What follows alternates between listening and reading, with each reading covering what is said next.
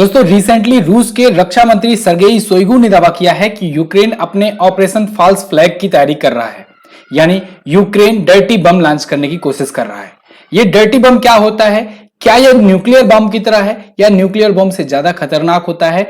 इसके बारे में रसिया क्यों कह रहा है, क्यों बातचीत कर रहा है और क्यों इतना रसिया डर रहा है इससे, इसको आज की वीडियो में हम लोग समझेंगे बहुत ही अच्छे से डिटेल में। साथ ही साथ अब तक कितनी बार डर्टी बम इस्तेमाल हुए हैं, इसका क्या इंपैक्ट पड़ा है, ये सब भी वीडियो में हम लोग समझने वाले हैं। तो वीडियो को जल्दी से लाइक शेयर कर दीजिए, बहुत ही ज्यादा इंफॉर्मेटिव होने वाली है। यहां पर आप आर्टिकल देख पाओगे, Russia tells China India Ukraine planning dirty bomb attack. Russia ने चाइना और इंडिया से कहा है कि यूक्रेन प्लानिंग कर रहा है डर्टी बम का।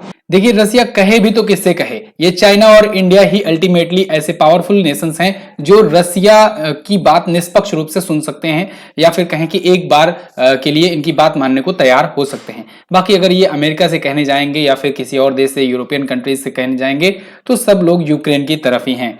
तो यहां पर इंडिया और चाइना से यहां पर रसिया ने यह कहा है कि डर्टी बम का इस्तेमाल कर सकता है यूक्रेन।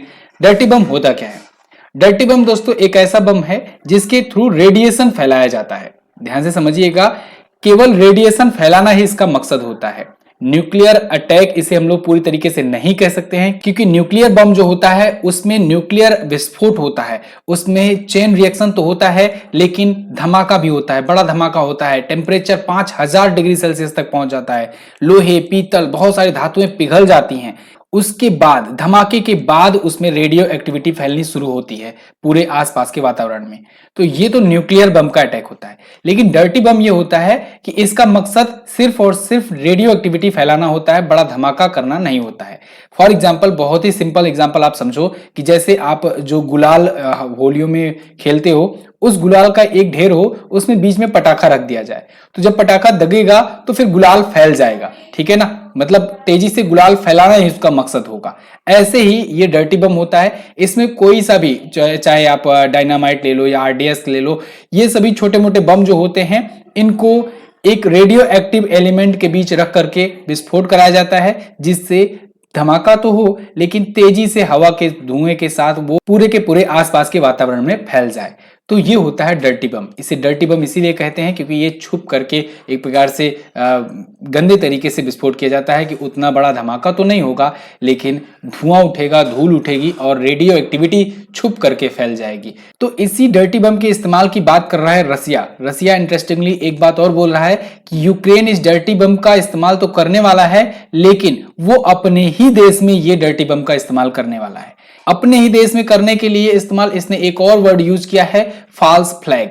ये फॉल्स फ्लैग क्या होता है? फॉल्स फ्लैग का मतलब आप समझो ये कि जैसे कोई देश है, दो देश हैं और कोई देश अपने ही किसी बड़े संयंत्र पर या फिर किसी बड़े पब्लिक प्लेस पर अपने ही द्वारा विस्फोट करवा लेता है और आरोप मढ़ देता है दूसरे देश पर कि ये तो उसने किया है।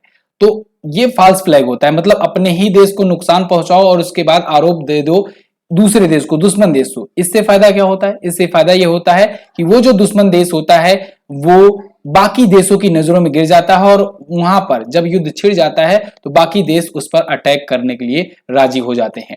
तो यहां पर आप सिचुएशन भी देख पाओगे, यूक्रेन एक तो सिंपैथी बटोरता ही जा रहा है और कहीं अगर फॉल्स फ्लैग भी कर दिया, यानी कि अपने ही देश में कुछ ऐसा डर्टी बम का इस्तेमाल कर दिया जिससे रेडियो एक्टिविटी फैल जाएगी, तो फिर वो ये कह देगा कि ये तो रसिया ने न्यूक्लियर अटैक कर दिया है, ये देखो हमारे यहाँ रेडियो एक्टिविटी फैल गई है या ये सब रसिया कर रहा है। ऐसे में पूरी दुनिया रसिया के खिलाफ हो जाएगी और रसिया पर अटैक कर देगी।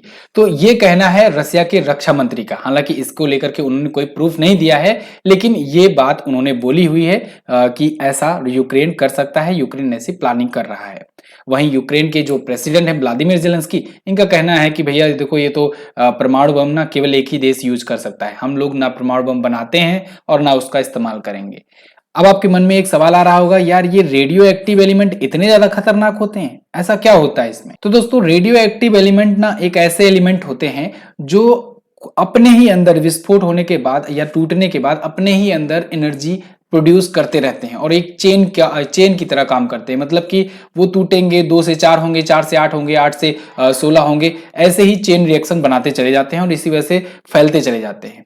और ये रेडियो एक्टिव एलिमेंट के संपर्क में अगर कोई मनुष्य आता है तो उसको कैंसर या फिर दिमाग की प्रॉब्लम, माइंड की प्रॉब्लम और भी बहुत सारे स्किन रिलेटेड प्रॉब्लम आ जाती है जो कि लॉन्ग टर्म के लिए रहती है।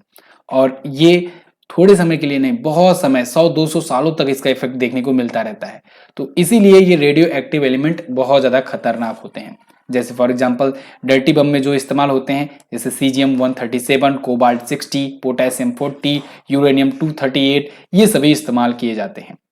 अब परमाणु बम और डर्टी बम, इनके बीच में अंतर समझ लेते हैं।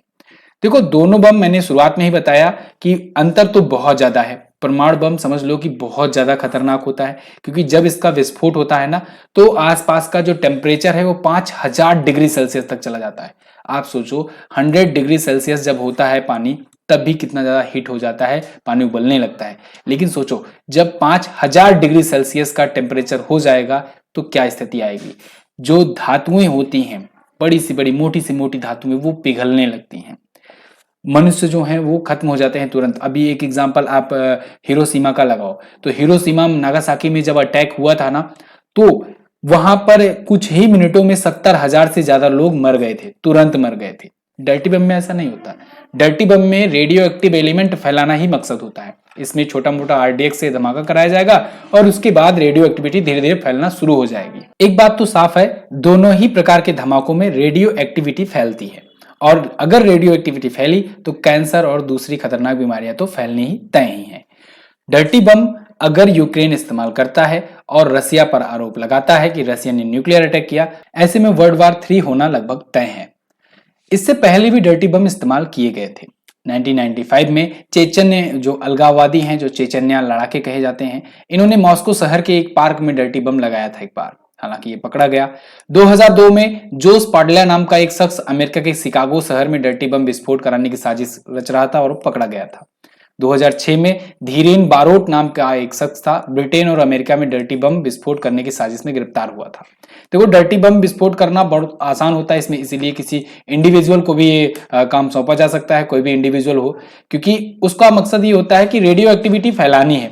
अब वो रेडियो एक्टिव एलिमेंट अगर ले लेता है, उसको अगर फैलाने में वो कामयाब रह जाता है किसी भी छोटे मोटे धमाके से, तो फिर रेडियो एक्टिव एलिमेंट फैल सकता है। और ऐसे में समझ लो कि बहुत ही सस्ते तरीके से, सहज तरीके से किसी एक शहर को या देश को समझ लो बर्बाद किया जा सकता है। ऐसे ही 2014 में इराक के मोसुल यूनिवर्सिटी से आईएसआईएस आतंकियों को गिरफ्तार किया गया था, जिनके पास 40 किलो यूरेनियम मिला था, और ये यूरेनियम आगे ये लोग डर्टी बम में इस्तेमाल करने वाले थे, और लेकिन पकड़े गए तो इसी वजह से कुछ हो नहीं पाया।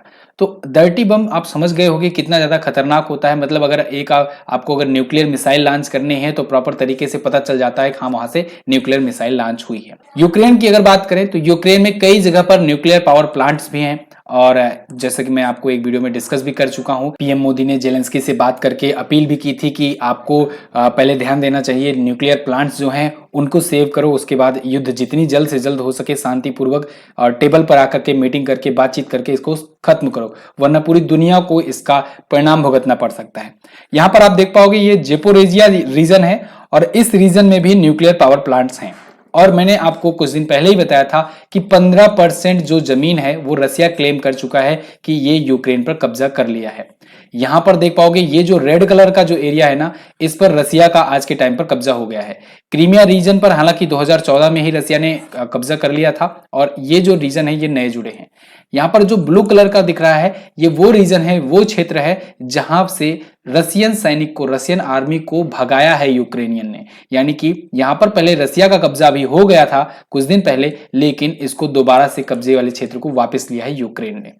तो ये फिलहाल मामला है, और इसी जेपोरेजिया क्षेत्र में चूंकि न्यूक्लियर प्लांट्स भी हैं और रसिया की तरफ से हो सकता है उनकी इंटेलिजेंस या फिर कुछ इनपुट मिला हो जो जिसकी वजह से वो कह रहे हैं कि यूक्रेन ऐसा कर सकता है, डर्टी बम का इस्तेमाल करेगा और फॉल्स फ्लैग करेगा, जिसकी वजह से आरोप रसिया के पास जाएंगे। तो इसी वजह से वो अपने जो एक प्रकार से कहेंगे, पूरी तरीके से तो नहीं कहेंगे, लेकिन एक प्रकार से मित्र मुल्क चाइना और इंडिया जो हैं उनको ये बता रहा है कि आप लोग अभी से ही सतर्क रहो कि हम पर ऐसे आरोप लग सकते हैं इन फ्यूचर।